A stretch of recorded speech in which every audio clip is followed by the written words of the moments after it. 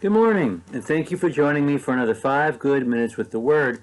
I'm Barry Bryson, and we're going to conclude our study of the prophet Nahum today as we continue our study of the minor prophets. The prophet Nahum makes a prophecy about the destruction of the city of Nineveh and how that benefits all of her neighbors, and particularly God's people, the kingdom of Judah. The Assyrians have already taken the northern kingdom into captivity and have already invaded and nearly completely destroyed Judah before God sent an angel and destroyed their army of 250,000 people. As we've said also, God spared the city of Nineveh when Jonah called them to repentance. We've already made that study. But this is at least 100 or so years later when this is happening. These are more than 100 years when these events are happening, and perhaps 100 years or so when Nineveh, when the prophet Nahum is making his prophecy about Nineveh. Chapters 2 and 3, as we said, are the description of the destruction of the city. And right in the middle of this description, the last verse of chapter 2, God breaks in, and the poetic form is interrupted by one verse of prose, which is God speaking, saying, I'm taking you out. I don't care if you're as strong as a pride of lions. I'm taking you out. Chapter 3 is the concluding part of this book. He talks in verses 1 through 7 about how bad they were and how greatly they're going to be pillaged. He's going to remind them in verses 8 through 12 of the people that thought they were strong, and yet they overcame those people and destroyed those people and brought destruction to them. So they shouldn't think they are not vulnerable themselves. The 13 through 15, he's going to talk more about how bad their destruction is going to be. And then the book ends, the second part of verse 15 through the end of the chapter, by telling them, you think you're strong now, and times may be good now, but you are going to be completely destroyed, and everyone's going to be glad. This reminds me of the book of Revelation. Several chapters in the book of Revelation are devoted to the aftermath of the fall of the Roman Empire. And some people are glad and some people are not. Not at all. Merchants are not glad. Sailors are not glad. The Roman Empire established an order in which people could live and move and make money. And piracy on the high seas and crime on the roads were largely controlled by the Roman Empire. With the fall of Rome, chaos ensued, bad for business, bad for public safety, bad in all kinds of ways. So there is a real ambivalence about the fall of Rome. Some people are relieved by it and some people are not. And the book of Revelation makes that clear. No one is unhappy that Assyria has been destroyed. No one. Now, Pharaoh Necho and the Egyptian army went north to fight alongside the Assyrians against the Babylonians to try to check their power. But they had no interest in saving the Assyrians. They only wanted to keep the balance of power intact. But anyway, and so no one is sad that the Assyrians are being pillaged in this way because they've done worse to everyone else. Let's read chapter 3. Woe to the bloody city, completely full of lies and pillage.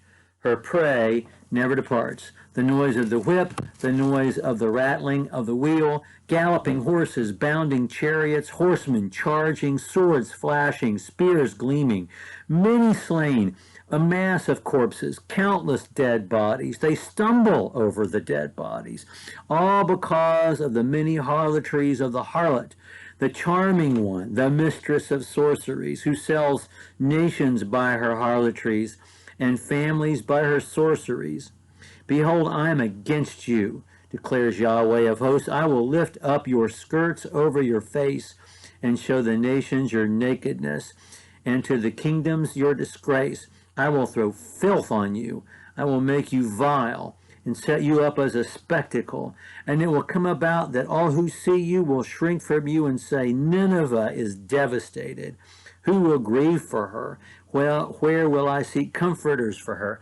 Nowhere. Nowhere. because they brutalized everyone, and everyone is relieved, if not ecstatic, over the destruction of this empire. Are you better than Nahum? That's the city of Thebes, destroyed in 661 by the Assyrians, which was situated on the waters of the Nile, with water surrounding her, whose rampart was the sea, whose wall consisted of the sea. Ethiopia was her might, and Egypt too without limits. Put and Lubim were among her helpers, yet she became an exile. She went into captivity. Also her small children were dashed to pieces. Lest we forget what these Assyrians did. Infants were no use to them as slaves. And so any child that couldn't keep up whenever they hauled the people into captivity, and they hauled everybody they conquered into captivity and scattered them to the four winds, they would take the children by their ankles and slam them against a stone wall to dispatch them and kill them. They did that. So did the Babylonians later on sometimes, but they learned it from the Assyrians. These are the people we're dealing with. They cast lots for her honorable men, and all her great men were bound with fetters. You too will become drunk. You will be hidden. You too will search for refuge from the enemy. All your fortifications are fig trees with ripe fruit. When shaken, they fall into the eater's mouth. Behold, your people are women in your midst. The gates of your land are open wide to your enemies. Fire consumes your gate bars. Draw for yourself waters for the siege. Strengthen for your fortifications. Go into the clay and tread the mortar. Take hold of the brick and mold. Their fire will consume you. The sword will cut you down. It will consume you as the locust does. Now, we may be uncomfortable. In fact, I'm very uncomfortable with the Lord continuing to describe Nineveh as an evil and vulnerable woman who is going to be raped and humiliated. But remember, he's talking to rapists. He's talking to a culture of violent, brutal men who have ultimate confidence in the strength of their military prowess. And he could say nothing so personally destructive to them than to describe them in this way, and to heap upon them the humiliations that they have heaped upon others. Multiply yourselves like creeping locusts, multiply yourselves like swarming locusts. You have increased your traders more than the stars of heaven. The creeping locust strips and flies away, reminding us of the prophet Joel here and the locust plague. Your guardsmen are like swarming locusts. Your marshals are like hordes of grasshoppers setting in the stone walls on a cold day. The sun rises and they flee, and the place where they are is not known. It's vivid to us this year of the cicada, isn't it? Your shepherds are sleeping, O kings of Assyria. Your nobles are lying down. You may think that your defenders are as numerous as locusts in a locust plague, but when the sun comes up, they're going to fly away. Your people are scattered on the mountains, and there is no one to regather them. Verse 19, there is no relief for your breakdown. Your wound is incurable. All who hear about you clap their hands over you, for on whom has your evil not passed continually.